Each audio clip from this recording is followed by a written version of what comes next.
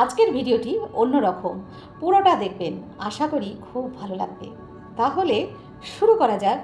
পৃথিবীতে জীবনের বিনিময়ে মানুষকে কল্যাণের পথে নিয়ে যাবার জন্য অনেক মহামানব এসেছেন। জীবন রথের সারথীবৃন্দকে আমরা মহামানব বলে থাকি।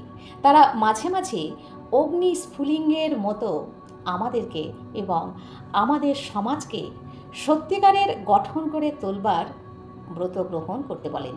মহামানবরা এসে বলেন, আমাদের প্রত্যেকের অন্তরের প্রদীপখানি আমরা যেন জ্বালিয়ে রাখি। এই ভারতবর্ষে অনেক মহামানব জন্মগ্রহণ করেছেন, যারা সমস্ত জীবন বিশ্ব মানবের কল্যাণে আত্মনিয়োগ করে গেছেন। একজন মহামানব মাথার উপরে ছাতার মতো হয়ে থাকলে যে কোনো কাজই সঠিকভাবে করা সম্ভব হয়। যেমন অর্জুনের কাছে ছিলেন শ্রীকৃষ্ণ, শিবাজির কাছে ছিলেন রামদাস, আবার মহারাষ্ট্রে বালগঙ্গাধর তিলক অনুপ্রাণিত হয়েছিলেন শিবাজিরই আদর্শে। পাঞ্জাবের লালা লাজপত রায়ের মাথার উপরে ছিল নানক আর গুরু গোবিন্দ সিংয়ের আদর্শ। চন্দ্রগুপ্তের চাণক্য ছিলেন, অশোকের উপগুপ্ত ছিলেন। রানা প্রতাপ শক্তিশালী হয়েও তেমন কিছু করতে পারলেন না।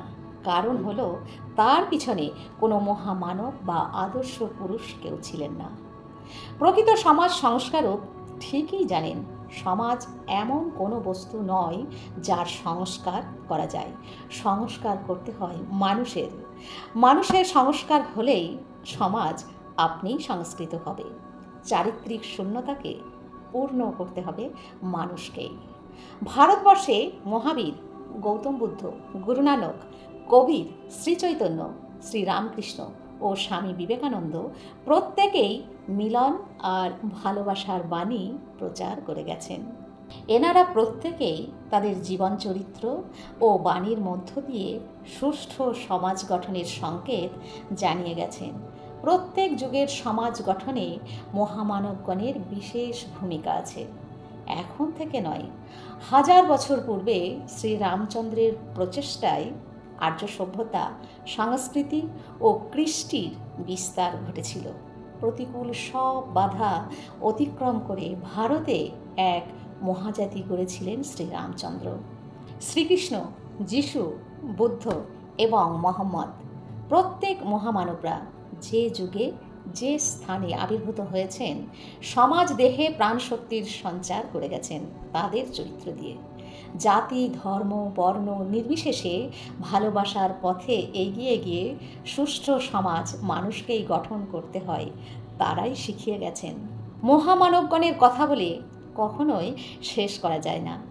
তারা প্রেমের বিপ্লব ধারা নিয়ে আসেন, সব উচ্ছৃঙ্খলতা দূর হয়ে যায়। তাদের নির্দেশবাহী হয়ে চললে জীবন ও সমাজ সার্থকতায় ভরে উঠবেই। ভিডিওটি কেমন লাগলো কমেন্ট করতে ভুলবেন না। যদি ভালো লাগে তাহলে বন্ধুদের মাঝে শেয়ার করে ছড়িয়ে দিন। আর সব সময় ভালো থাকুন,